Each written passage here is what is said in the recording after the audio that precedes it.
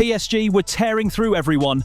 They had just crushed Real Madrid 4-0, humiliated Inter Milan 5-0 in the Champions League final. This was a team on a mission, a so-called super team that looked untouchable. So when they lined up to face Chelsea in the Club World Cup final, no one was asking who's going to win. The real question was thoughtful. How many goals will Chelsea concede? 4, 5, maybe more? But then Cole Palmer happened. Ice in his veins. Completely unfazed. He scores the opener, adds a second, and just to top it off, assists the third. Full-time whistle blows. Chelsea 3, PSG 0. No one saw that coming. Even some former players couldn't believe what they just watched. Suddenly, everyone had the same thought. Did City really let this guy go? So now we have to ask, was this a mistake by Manchester City? Or did Chelsea just unlock their next superstar? Let's get into it. In the past 20 years, only a handful of players have truly dominated a Premier League season while being 22 or younger. Cristiano Ronaldo in 2007-08. 31 goals, 6 assists, led United to the title and won his first Ballon d'Or. Erling Haaland in 2022-23. 36 goals, 8 assists, shattered records like it was nothing. And then, in 2023-24, Cole Palmer, 22 goals, 11 assists. In a Chelsea team that wasn't even fully functioning. No clear system, constant pressure, yet Palmer stood out like a seasoned star. That season didn't just put him on the map, it put him in elite company. And if you ask me, thoughtful. That was just the beginning. In the next 5 years, we're not just talking about a rising talent. We might be witnessing the future face of English football. But to understand how we got here, you've got to rewind. Keith Fletcher still remembers it. A chilly Saturday morning in Manchester, down at the fields where NJ Wythenshawe played. He spots this little 6-year-old, tiny kid, swimming in a blue shirt way too big for him. Barely spoke, just kept scoring goals like it was nothing.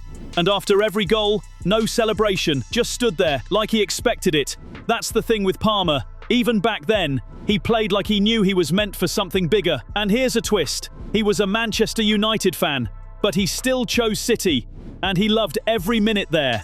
Keith Fletcher said, I remember Joe telling me, Cole is doing well, you know. And others at City kept asking, he's one of yours, right? I knew he had potential.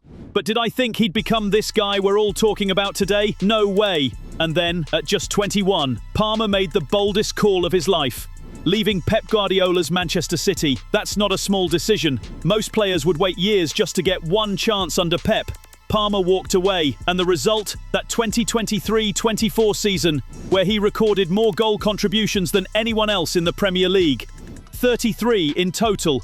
Not Salah, not Haaland, Palmer. He became the first Chelsea player since Eden Hazard in 2014 to win the PFA Young Player of the Year.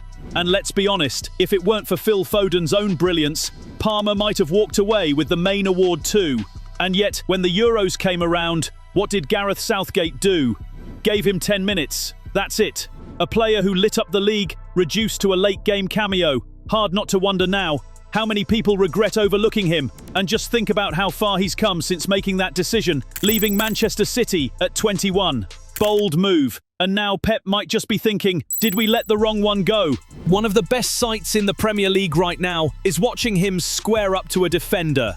He's just standing there, body slightly angled, left foot hovering, like he's waiting for the defender to blink, and the moment they do, boom, he's gone. He might dip the shoulder and cut left, or fake left, chop right, and leave someone on the floor. Just ask Diogo Dalot. Got twisted up like he was playing on ice. That little drag-back move, it's nasty. Pierre-Emile Højbjerg looked like a spinning top at the Tottenham Hotspur Stadium. And the nutmeg on Jared Branthwaite? Filth. Had Stamford Bridge gasping before Palmer buried that opener against Everton. Lee Johnson once said, he's almost like a matador, showing his shoulder. And that's exactly it. The way he moves, it's not just flashy, it's calculated. He puts the ball in spots where he's daring defenders to bite. And when they do, he makes them look foolish.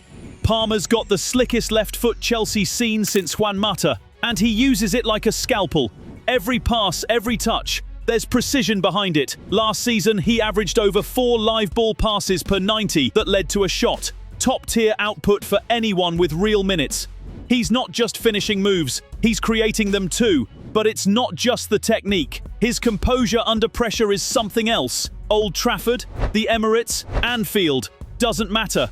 Palmer never looks rattled. The only time we saw him lose it, that little shove on Nicholas Jackson during the penalty drama against Everton. And let's be honest, Jackson had it coming. Other than that, nothing phases him. Not the pressure, not the moment, not the noise.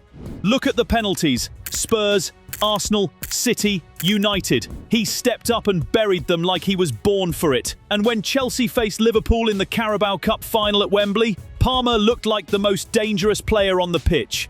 So what gives him that edge? Some players are just wired differently, emotionally grounded, mentally sharp. Watching Palmer, you get the feeling he sees the game in slow motion, like time bends around him.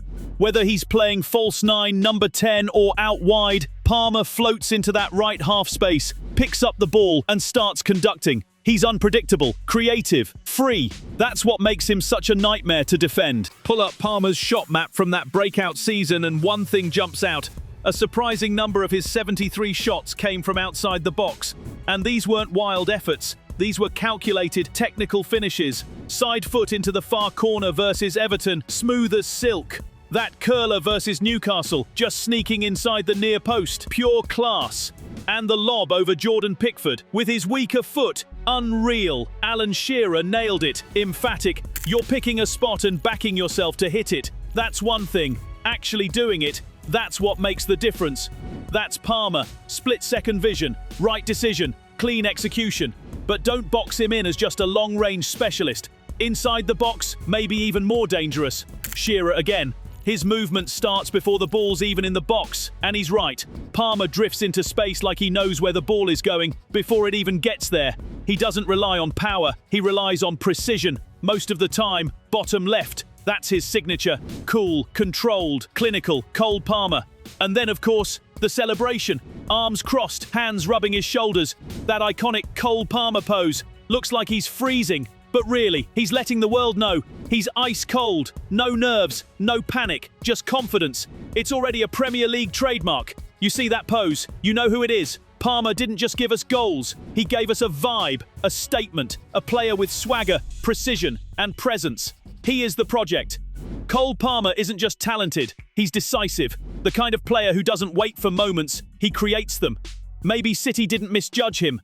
Maybe they just had too many stars, too little space. But Chelsea, they gave him the keys. And he's not just steering the project, he is the project. So what do you think? Did City drop the ball? Or is this just perfect timing for Cole Palmer to take over? Let me know in the comments. Drop a like if you enjoyed the breakdown and hit that subscribe button for more deep dives like this. Thanks for watching. See you in the next one.